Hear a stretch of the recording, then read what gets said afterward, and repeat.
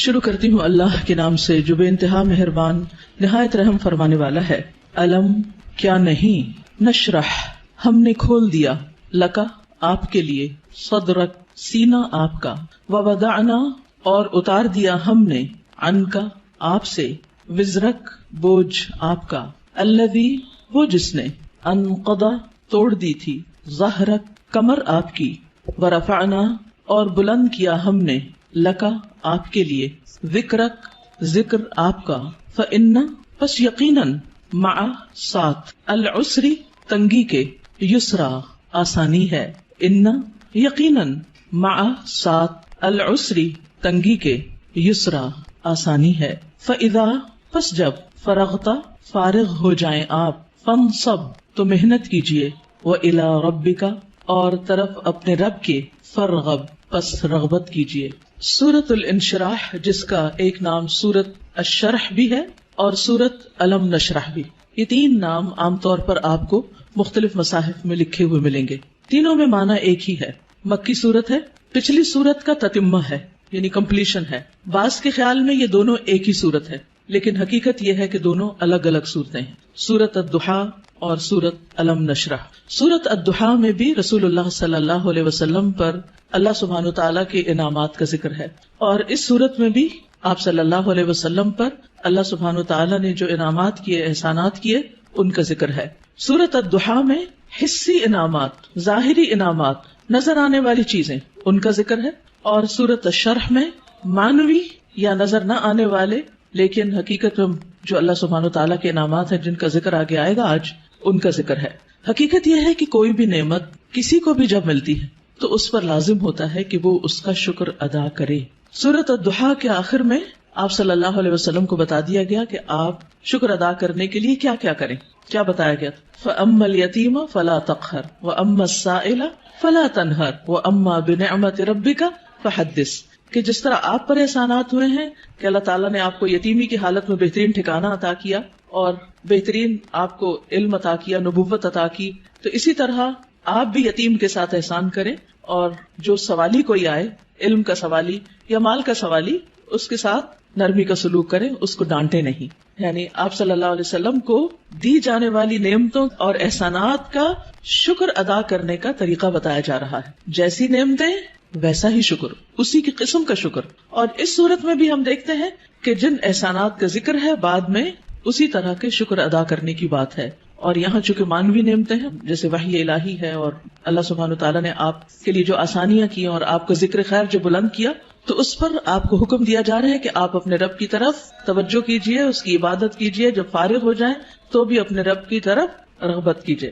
انسان جب کسی بھی نعمت کا شکر ادا کرتا ہے تو اللہ تعالیٰ کا وعدہ ہے کہ وہ اس نعمت کو بڑھا دیتا ہے اور زیادہ عطا کرتا ہے۔ ہمیں بھی اللہ تعالیٰ نے مختلف طرح کی نعمتیں اور ٹیلنٹس دے رکھے ہیں، بعض اوقات ہم اپنے ان ٹیلنٹس کو فل کیپیسٹی میں استعمال نہیں کرتے، نتیجہ کیا ہوتا ہے؟ ہماری صلاحیتوں کو زنگ لگ جاتا ہے۔ لیکن جتنا زیادہ ہم ان کو استعمال کرنے لگتے ہیں، جتنا زیادہ ہم ان کو دینے لگتے ہیں، اور خاص طور پر اگر کوئی شخص دین کی دعوت دینے والا ہو یا تعلیم دینے والا ہو، تو ایک استاد یا ایک داعی جتنا زیادہ اپنے مدعو کے ساتھ یا اپنے طالب علم کے ساتھ، اسٹوڈنٹ کے ساتھ محنت کرتا ہے، اس کے لیے قربانی کرتا ہے، اس کو سکھانے کی اور اس کو دینے کی کوشش کرتا ہے، تو اس کا علم اور تجربہ اتنا زیادہ بڑھتا چلا جاتا ہے۔ نہ صرف یہ کہ علم اور تجربہ بڑھتا ہے بلکہ شاگردوں کے دل میں اس کے لیے محبت اور اس کے لیے رسپیکٹ اور اس کی قدر کا جذبہ بھی اسی طرح بڑھتا ہے۔ ہم سب بھی اپنے اپنے وقت میں طالب علم رہے اور ہم سب جانتے ہیں کہ کس استاد کا ہماری نظر میں کیا مقام تھا، آج تک ہمیں یاد ہے۔ تو اسی طرح ہمارے شاگردوں کی نظر میں بھی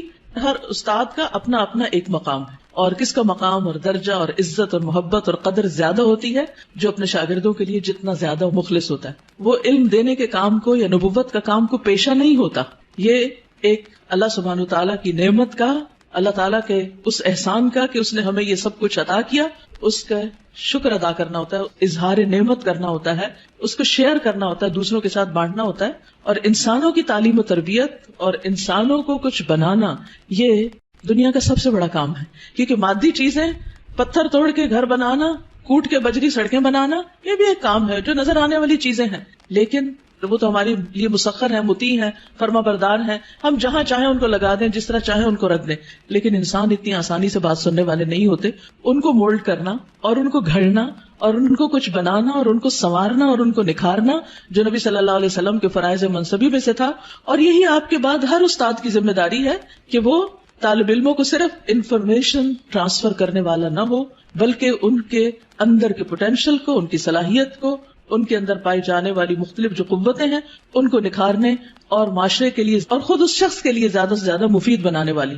اور یہ کام والدین کے بعد استاد ہی کرتا ہے اور یہ اس کی بہت بڑی ذمہ داری ہوتی. تو اس پس منظر کو سامنے رکھتے ہوئے ہم اس صورت کا انشاءاللہ مطالعہ کریں گے کہ ہمیں کیا کرنا ہے. سوال یہ پیدا ہوتا ہے کہ کیا یہ احکامات جو اس صورت کے اندر آئے ہیں صرف نبی صلی اللہ علیہ وسلم کے لیے خاص ہیں یا اس کے بعد ان لوگوں کے لیے بھی جو آپ کے طریقے پر چلنے والے ہوں اور آپ ہی کے کام کو آگے لے کر بڑھنے والے ہوں. تو حقیقت یہ ہے کہ یہ سب کے لیے ہیں، آپ کے لیے خاص اور ہمارے لیے عمومی طور پر. تو آئیے دیکھتے ہیں سورت کو. اللہ سبحانہ وتعالیٰ فرماتے ہیں الم نشرح لک صدرک. الم کیا نہیں سوالیہ انداز ہے اور یہ یقیناً کے معنوں میں ہے، قد کے معنوں میں. نشرح ہم نے کھول دیا. شرح کا لفظ ہوتا ہے کسی چیز کو چھوٹے چھوٹے ٹکڑے کر کے، جیسے گوشت ہے تو گوشت کے چھوٹے چھوٹے سلائسز کرنا، اس کو کاٹنا. تشریح سرجری کے لیے بھی آتا ہے. الم نشرح کیا ہم نے کھول نہیں دیا، لکا آپ کے لیے، آپ کی خاطر، کیا صدرک آپ کا سینہ. کیا ہم نے آپ کی خاطر، آپ کے لیے آپ کا سینہ کھول نہیں دیا، آپ کے دل کی تنگی کو دور نہیں کر دیا. اگر دیکھا جائے تو دنیا میں پائی جانے والی نعمتوں میں سے سب سے بڑی نعمت یہ ہے کہ انسان کو شرح صدر، سینے کی وسعت، دل کی وسعت، دل کا اطمینان نصیب ہو. ڈپریشن کیا ہے؟ دل کا گھٹنا، سینے کا تنگ ہونا، اندر کی تنگی، شح، بخل، انسان کے اندر کی ایسی کیفیات کہ نہ وہ اپنے سے راضی اور خوش اور نہ کسی اور سے. اللہ سبحانہ وتعالیٰ نے ہمارے دل کو ہر چیز سے مختلف بنایا ہے. باقی جتنی بھی چیزیں ہیں ان میں جب ہم کچھ ڈالتے ہیں تو وہ بھر جاتی ہیں، تنگ ہو جاتی ہیں. لیکن دل اگر نرم ہو تو اس میں جتنی بھی علم اور حکمت اور خیر کی چیزیں ڈالی جائیں وہ اتنا ہی زیادہ وسیع ہوتا چلا جاتا ہے، اتنا ہی زیادہ کھلتا چلا جاتا ہے، اتنا ہی اس میں انبساط آتا ہے، اتنی ہی زیادہ اس میں خوشی اور اطمینان آتا ہے. تو یہ ایک بہت بڑی نعمت ہے اور یہ مانوی نعمت ہوتی ہے، ٹینجیبل نہیں ہوتی کہ آپ چھو کے دیکھ سکیں کہ کیا ہے. پچھلی صورت میں ٹینجیبل نعمتیں تھیں لیکن یہاں مانوی نعمتوں کا ذکر ہے. الم نشرح لک صدرک کیا ہم نے آپ کے لیے آپ کا سینہ کھول نہیں دیا. جب سینہ کھلتا ہے تو مشکل سے مشکل، پیچیدہ سے پیچیدہ اور کمپلیکیٹڈ معاملات سمجھ میں آنے لگتے ہیں. انسان چیزوں کی تہ تک پہنچنے لگتا ہے، اس کو گہرائی نصیب ہوتی ہے، اس میں وزڈم آتی ہے، اس میں ڈیپتھ آتی ہے اور انسان دور تک سوچنے لگتا ہے. ابراہیم علیہ السلام کا ویژن آپ دیکھیں کہ انہوں نے نبی صلی اللہ علیہ وسلم کے بھیجے جانے کے لیے دعا کی تھی 2500 سال پہلے. وہ کیسے؟ ان کو یہ ضرورت کیوں محسوس ہو گئی اور انہوں نے اپنی دعا میں یہ دعا کیوں شامل کی کہ اللہ ان کے اندر سے ایک شخص ایسا اٹھانا جن کی تعلیم و تربیت کرے. ہم ایسی بات کیوں نہیں سوچتے؟ ہمیں ایسے خواب کیوں نہیں نظر آتے؟ اس لیے کہ ہم صرف اپنی ہی ذات کے گرد گھومتے ہیں. سیلفش، دل چھوٹا ہے، نظر کوتا ہے، تنگ ہے، شارٹ سائٹڈ ہے، دور کی چیزوں کو نہیں دیکھ پاتے، صرف قریب کے فائدوں کو دیکھتے ہیں. آج مجھے کیا مل رہا ہے ہم اس کو دیکھتے ہیں، کل میری کوششوں کا صلہ کیا نکلے گا، کیا ملے گا مجھے، اس کی طرف ہماری نگاہ نہیں جاتی. لہٰذا جو لوگ شارٹ ٹرم گولز کے لیے کام کرتے ہیں وہ کوئی بڑا کام کبھی بھی نہیں کر سکتے. اور جو لوگ دور تک سوچتے ہیں اور وہ وہی سوچتے ہیں جن کے اندر وسعت ہوتی، جن کا دل بڑا ہوتا ہے، جن کی نگاہ دور تک دیکھتی. تو الم نشرح لک صدرک کیا ہم نے آپ کے لیے آپ کا سینہ کھول نہیں دیا.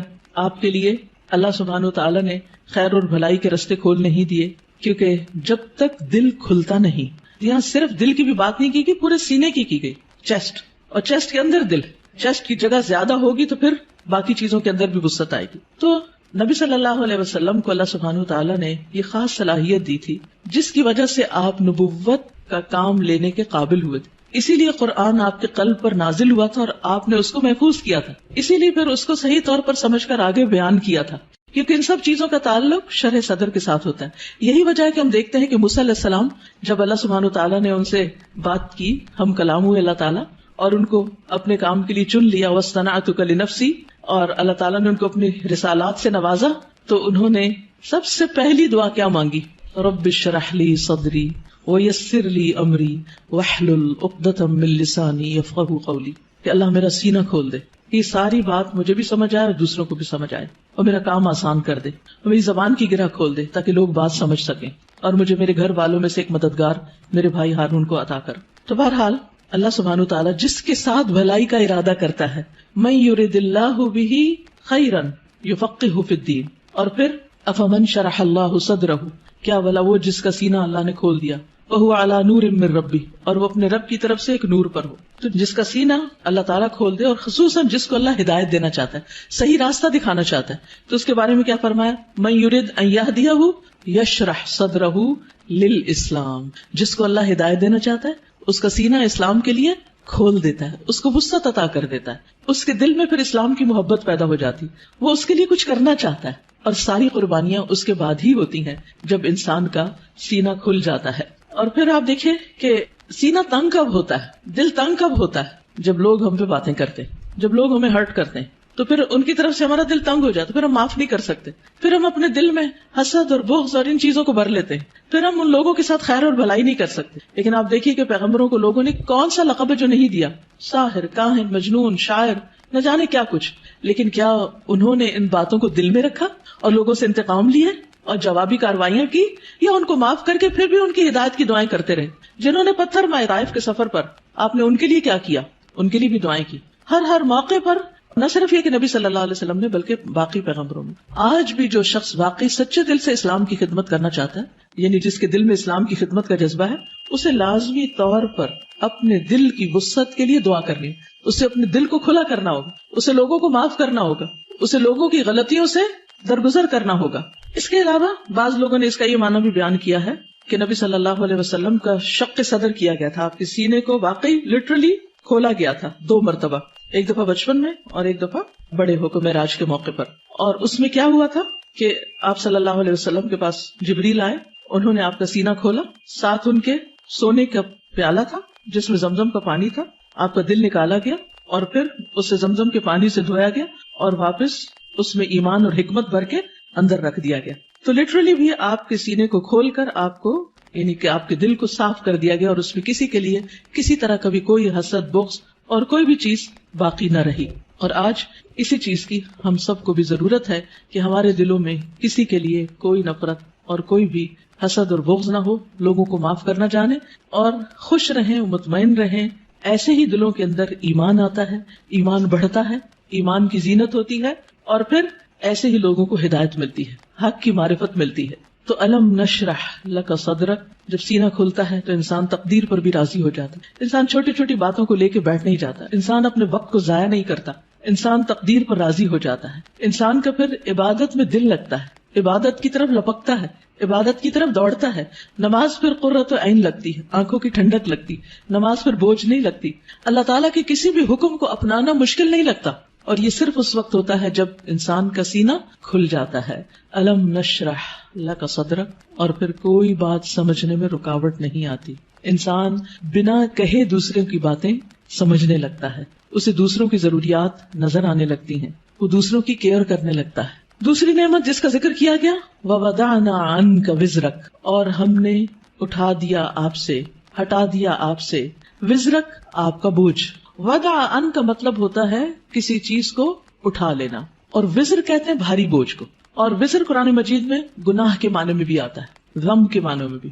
اب یہاں نبی صلی اللہ علیہ وسلم سے ان کے بوجھ ہٹا دیے گئے، اور یہاں پر آپ دیکھیں سورۃ الضحیٰ میں جو انداز تھا وہ کیا تھا کہ الم یجد کا یتیمن، سیکنڈ پرسن، الم یجد کا یتیمن، کیا اس نے آپ کو یتیم نہ پایا، فآوا ووجدک ضالا فہدی ووجدک عائلا فاغنی، لیکن یہاں زیادہ پرسنل انداز ہے، ووضعنا عنک وزرک، ہم نے آپ کا بھاری بوجھ آپ سے ہٹا دیا۔ اس بوجھ سے مراد کیا ہے؟ اس کے کئی معنی لیے گئے۔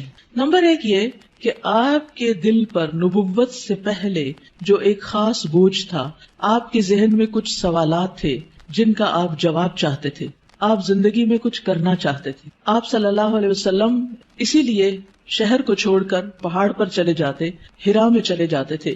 تو جب اللہ سبحانہ وتعالیٰ نے آپ کو قرآن دیا، نبوت دی، تو آپ کے سوالوں کے جواب آپ کو ملنے لگے اور آپ کے بوجھ آپ سے دور ہو گئے۔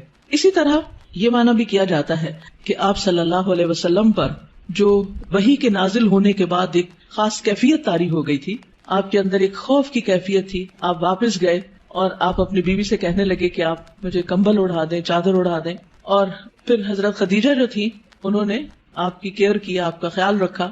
آپ کو اللہ تعالیٰ نے بہترین مددگار دیے. آپ کے پیغام پر سب سے پہلے حضرت خدیجہ ہی ایمان لے آئی. پھر اسی طرح حضرت ابوبکر جو آپ کے دلی دوست تھے وہ آپ پر ایمان لے آئے. تو یہ جو وحی کی کیفیت تھی اور یہ جو فرشتے کو دیکھ کر آپ پر ایک خوف اور ایک بوجھ پڑ گیا اور آپ پر ایک پریشانی آ گئی، اور پھر کچھ عرصے کے لیے جیسے وحی کا سلسلہ منقطع بھی ہوا، اس میں بھی آپ پر پریشانی آئی، تو اللہ سبحانہ تعالیٰ نے وہ سارے بوجھ آپ سے ہٹا دیے، وہ پریشانیاں آپ کی دور کر دی. اسی طرح یہ معنی بھی کیا جاتا ہے کہ نبوت سے پہلے کے 40 سال جو آپ کے اللہ تعالیٰ کی عبادت میں نہیں گزرے تھے، جس کا آپ کو ملال تھا، تو وہ کیفیت بھی آپ سے دور کر دی گئی. پھر اسی طرح یہ معنی بھی کیا گیا ہے کہ خلاف اولا جو کام آپ سے ہوئے، خلاف اولا کا مطلب یہ ہوتا ہے کہ پیغمبر کا درجہ اور مقام بہت بڑا ہوتا ہے. جیسے ایک مقولہ ہے نا کہ حسنات الابرار سیئات المقربین، جو نیک لوگوں کی نیکیاں ہوتی ہیں وہ مقربین کے غلطیاں شمار ہوتی ہیں. یعنی جو اللہ کے خاص اور مقرب بندے ہوتے ہیں ان کے لیے سٹینڈرڈ بہت ہائی ہے کہ ان کا اخلاق بھی عظیم ترین ہو اور ان سے چھوٹا سا بھی کوئی قصور کوتاہی کمی بیشی نہ ہو. لیکن نبی صلی اللہ علیہ وسلم انسان بھی تھے. جیسے عبس وتولی میں آیا کہ ایک شخص آپ کے پاس آیا کچھ پوچھنے کے لیے، آپ نے تھوڑی سی اس سے بے رخی برتی، تو یہ بے رخی کیا تھی؟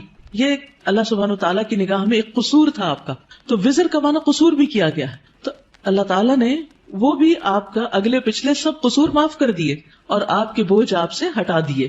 وَوَضَعْنَا عَنْكَ وِزْرَكَ الَّذِي أَنْقَضَ ظَهْرَكَ، وہ جس نے آپ کی کمر توڑ دی، یعنی آپ کو جس کا بہت زیادہ بوجھ محسوس ہوتا تھا. نقیض ہوتا ہے کسی چیز کو اس طرح توڑنا کہ اس میں سے کڑکڑانے کی آواز ہو، یعنی کڑکڑاہٹ. جیسے چارپائی کے اوپر اگر زیادہ لوگ بیٹھ جائیں تو کیا ہوتا ہے، یا کبھی کرسی کے اوپر کوئی بھاری شخص بیٹھ جائے تو اس کے اندر سے جو آواز نکلتی ہے نا، تو وہ کیا کہلاتی ہے؟ نقیض کہلاتی ہے. تو انقضا ظہرک یعنی جس نے آپ کی پیٹھ کو بوجھل کر دیا تھا، آپ کے اوپر ایسی ذمہ داری آ پڑی تھی کہ آپ اس کی وجہ سے بہت دبے ہوئے یا آپ بہت اس کی وجہ سے بوجھل محسوس کر رہے تھے، تو اللہ سبحانہ تعالیٰ نے وہ بھی آپ سے دور کر دیا. ورفعنا لک ذکرک، اور آپ کا ذکر خیر بلند کر دیا، یعنی آپ کو شہرت عطا کی، آپ کو بلندی عطا کی. نہ صرف یہ کہ آپ کو بلکہ آپ کے ذکر کو، یعنی آپ کے نام کو، آپ کے مقام کو، آپ کے درجے کو بہت بلندی ملی. اور اس کے لیے ایک حدیث میں آتا ہے کہ نبی صلی اللہ علیہ وسلم نے فرمایا کہ جبریل علیہ السلام میرے پاس آئے اور کہا کہ آپ کا رب کریم پوچھتا ہے کہ آپ کیا جانتے ہیں کہ میں نے آپ کے ذکر کو کس طرح بلند کیا ہے؟ رفعنا لک ذکرک کیسے ہوا؟ میں نے جواب دیا کہ اس حقیقت کو اللہ تعالیٰ ہی بہتر جانتے ہیں. تو اللہ تعالیٰ نے فرمایا کہ آپ کے ذکر کی بلندی کی کیفیت یہ ہے کہ جہاں میرا ذکر کیا جائے گا وہاں آپ کا بھی ذکر کیا جائے گا، یعنی نبی صلی اللہ علیہ وسلم کا ذکر بھی. اور اسی لیے ہم دیکھتے ہیں کہ جب ایک شخص مسلمان ہوتا ہے تو کیا پڑھتا ہے؟ لا الہ الا اللہ اور محمد الرسول اللہ، یعنی اسلام میں انٹر ہونے کے لیے جو کلمہ پڑھا جاتا ہے. اسی طرح اشہد ان لا الہ الا اللہ واشہد ان محمدا عبدہ ورسولہ. پھر اسی طرح آپ دیکھیے کہ 5 وقت جو نماز ہوتی ہے اذان، اس میں اشہد ان لا الہ الا اللہ واشہد ان محمد رسول اللہ. پھر نماز میں تحیات اور پھر اس کے بعد درود شریف، اس میں بھی نبی صلی اللہ علیہ وسلم کا ذکر ہوتا ہے. پھر اسی طرح جب بھی جہاں بھی جو بھی آپ کا نام لے ساتھ آپ کے اوپر درود و سلام بھیجے، پڑھنے والا بھی اور سننے والا بھی.